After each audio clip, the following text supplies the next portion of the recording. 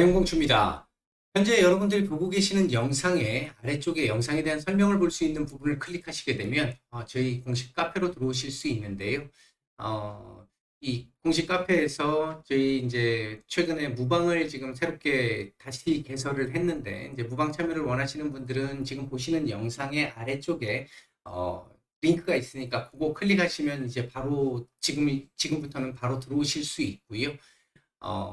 주식시장이 지금 굉장히 많이 어렵잖아요. 어려운 상황이고, 지금 뭐 하반기도 그렇게 만만치 않을 것이다 라는 얘기들이 되게 많은데, 최근 제가 계속 올려드리고 있는 영상들을 보시면 어느 정도 하반기 윤곽들은 조금씩 잡으실 수 있을 거라고 생각을 하고, 그 하반기 영상, 그러니까 하반기 예상들 분석돼 있는 내용들 이렇게 잘 보시면서 혼자 어느 정도 매매가 가능하신 분들은 잘 대응을 하시면 되는데, 혼자 매매가 가능하신 분들 같은 경우 저희 이 텔레그램 정기 구독방 같은 경우에서 아마 조금 더 도움을 좀 드릴 수 있지 않을까. 이제 실시간적인 뉴스 정보, 전일 정보, 미국 시장에 대한 얘기, 전체 시장 돌아가는 상황에 대한 얘기, 그날 시장의 상황에 대한 얘기 등등을 제공해 드리고 있고요.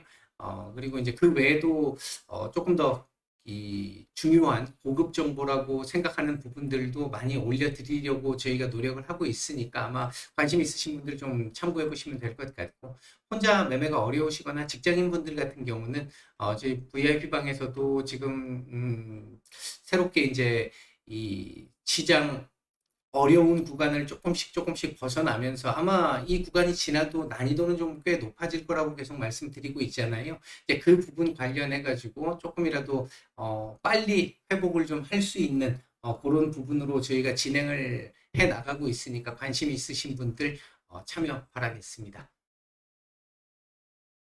1월 15일 오전입니다. 미국 시장 얘기 잠깐 좀 드려보고, 우리 시장 오늘 생각보다 예상보다 훨씬 더 낙폭을 키워가고 있는 모습인데, 환율이 지금 굉장히 높은 상황이죠. 오늘 연고점을 또 돌파하는 상황이 나왔는데, 그런 부분들 관련한 얘기들을 조금 드려보도록 하겠습니다. 얘기를 들어보시고 도움이 되셨다고 생각되시는 분들은 구독, 좋아요 한 번씩 눌러주시면 감사하겠습니다. 자, 미국 시장부터 먼저 얘기를 해보도록 하죠. 어제 조금 중요한 부분들이 좀 있었어요. 첫째는 말씀드렸듯이 되돌림이 나올 것이냐 하는 부분 하나 있었고요. 두 번째는 이 어제 뭐 주 비중이 지금 뭐 요번 CPI가 너무 높게 나오면서 아주 비중이 높지는 않았습니다만 뭐 생산자 물가 지수 PPI가 발표되는 이 날이었기 때문에 이제 그 부분도 좀 있었고요. 그리고 이제 블라드 총재의 발언이 있었기 때문에 지금 100bp 가능성이 굉장히 높아진 상황에서 연준 위원들의 어떤 지금 그 생각이라든지 반응 이런 부분들은 매우 중요한 상황이기 때문에 이제 그런 부분들이 몇 가지 있었고요. 내일 일단 뭐 몇 차례 말씀을 드렸습니다만 미시간대에서 나오는 기대 인플레이션 그리고 소매 판매, 뭐 산업 생산 관련된 부분들 지표들 발표 상당히 좀 중요한 부분이 있는데 일단 그 관련해서 좀 말씀을 좀 드려보죠.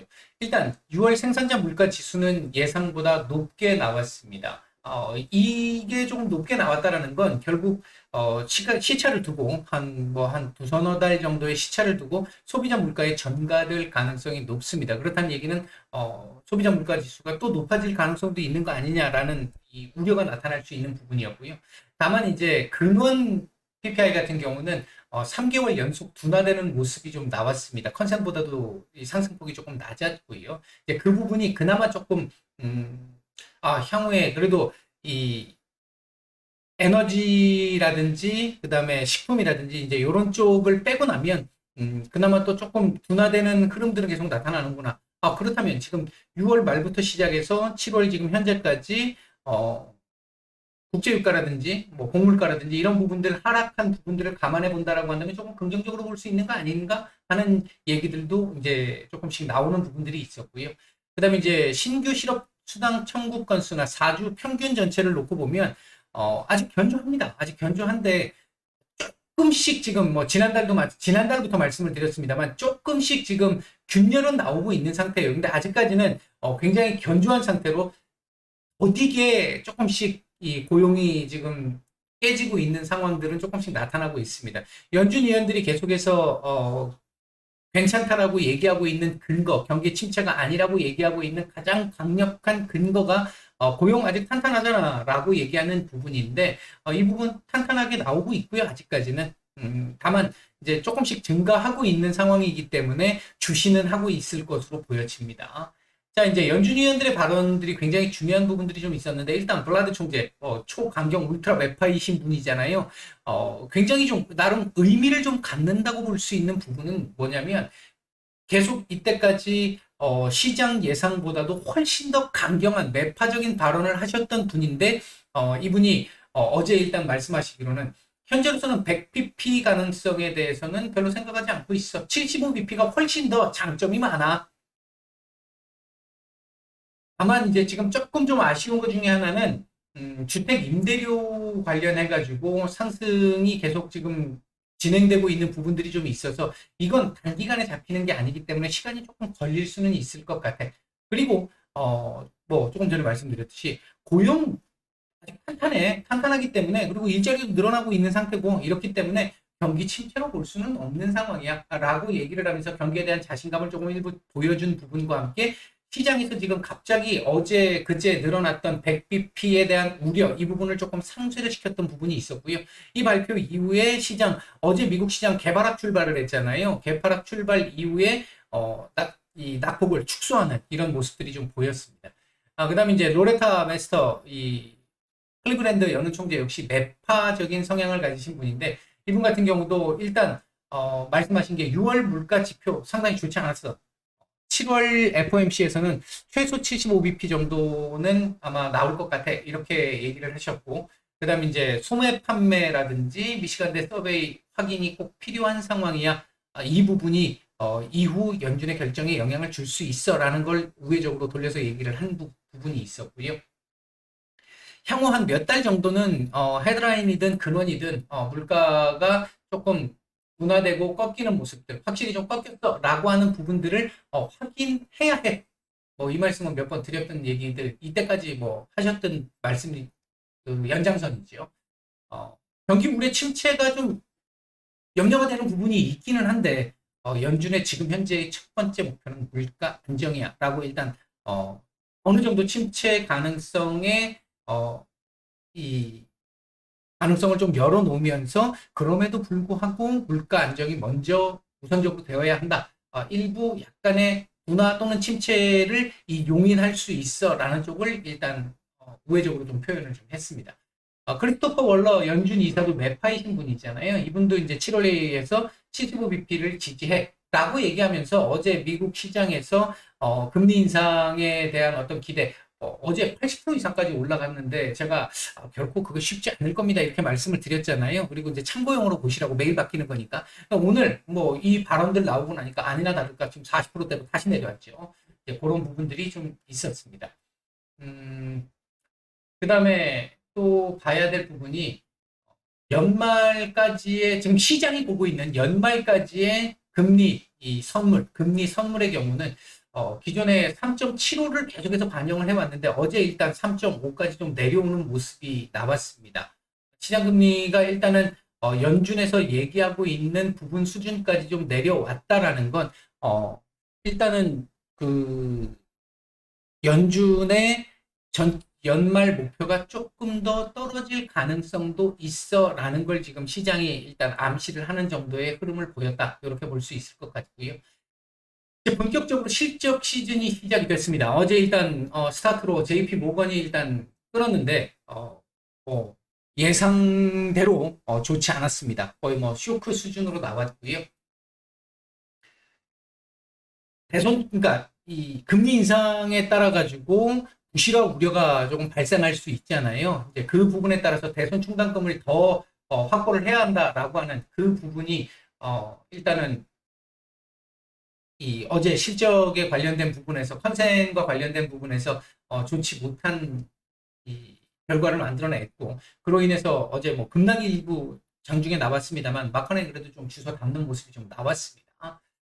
그 다음에 이제 TSMC 같은 경우도 전체적으로 매출액 증가율은 좀 떨어졌습니다만 가이던스도 그렇고 시장 예상치를 상회하는 정도의 모습을 보이면서 오늘 우리 시장도 장 초반 반도체 섹터들 지금 좋은 모습을 보였는데 오늘 우리는 지금 환율 때문에 지금 전반적으로 지금 다 밀리고 있는 이런 모습들이 좀 나타나고 있습니다.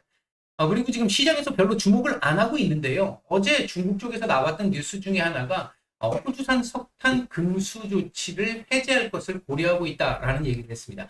작년부터 중국 쪽에서 이제 우리 이 원자재 가격의 상승을 불러오기 시작을 했던, 전 세계적으로 불러오기 시작을 했던 스타트가 됐던 이 사건이 중국의 호주산 석탄 수입 금지였잖아요. 금수 조치였잖아요. 근데 이제 호주가 중국 대만과 관계에서 이제 미국 편 들고 중국을 비판을 하다 보니까 그렇게 했었는데, 그 부분을 해제할 가능성을 지금 보고 있다라고 하는 얘기도 향후 상황을 생각을 해보면 좀 긍정적으로 볼 수 있는 부분입니다. 어제 일단 제가 제일 걱정되는 부분 중에 하나, 그래서 우려되는 부분이 있기 때문에 이 부분 확인해야 합니다라고 말씀을 드렸던 되돌림.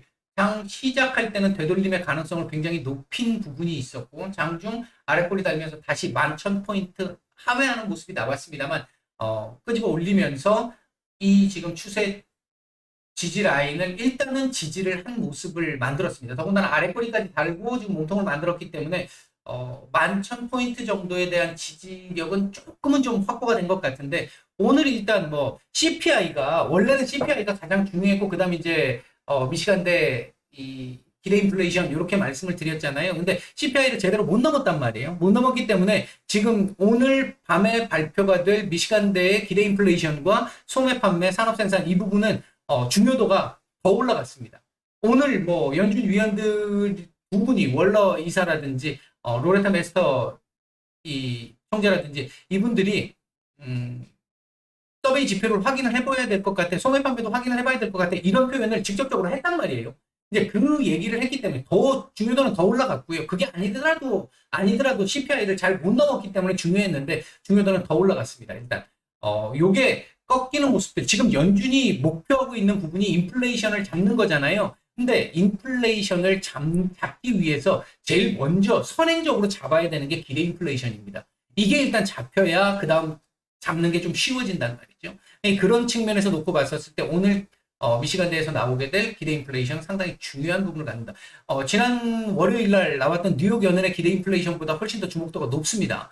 파월 의장도 직접 언급을 했던 부분이기 때문에, 5월 달에 직접 언급을 했던 부분이기 때문에, 6월이죠. 6월 달에 언급을 했던 부분이기 때문에 상당히 좀 중요한 의미를 갖는다. 그래서 오늘까지는 이거 확인이 좀 되어야 할 것 같다. 만약 오늘 기대 인플레이션이 괜찮게 우호적으로 조금 꺾여서 나오게 된다라고 한다면, 이후 시장 FOMC 때까지 조금씩 안정을 찾아가는 흐름이 나올 수 있을 것이고요. 만약에 그렇지 못하고 또 높게 나온다라고 한다면, FOMC까지 다시 100bp 인상에 대한 얘기들이 계속 나오면서 시장 변동성을 조금 가져다 줄 가능성은 좀 있는 상태입니다. 단기적으로 봤었을 때.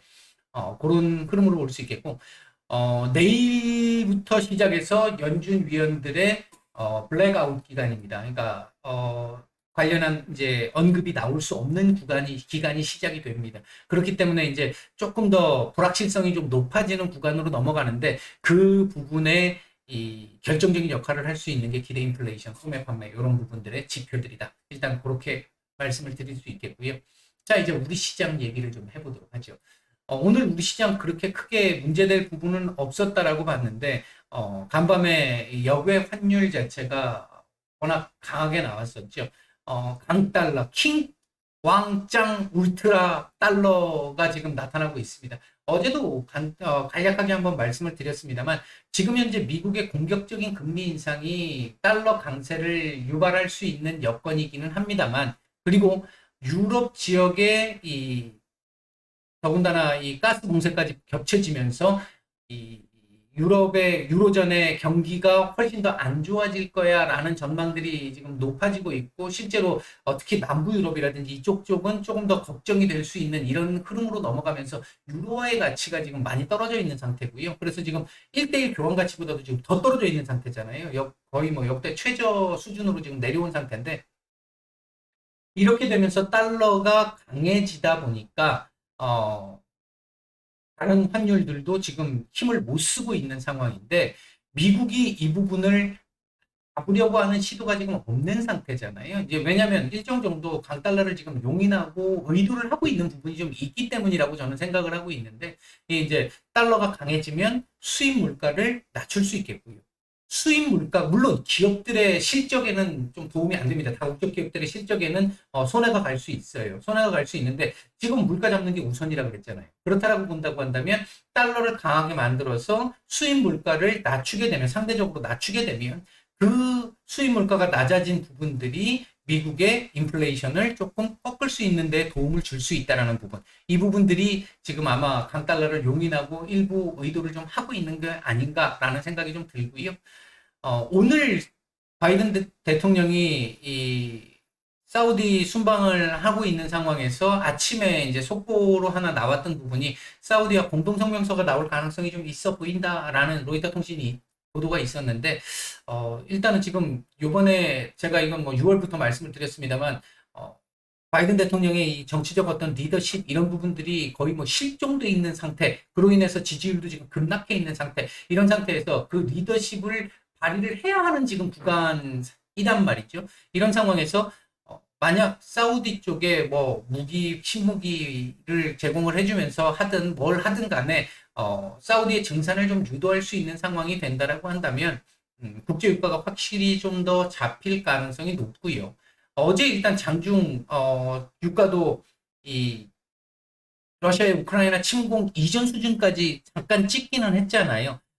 저희가 말씀을 드릴 때 95달러 전후 왔다 갔다 할 때 말씀을 드릴 때 7월 초에 조금 더 떨어져야 된다라고 말씀드렸고, 더 떨어질 여지가 있다라고 말씀을 드렸는데 지금도 그 생각은 변화가 없고요. 조금 더 떨어질 여지는 분명히 있고 떨어져야 한다고 생각합니다.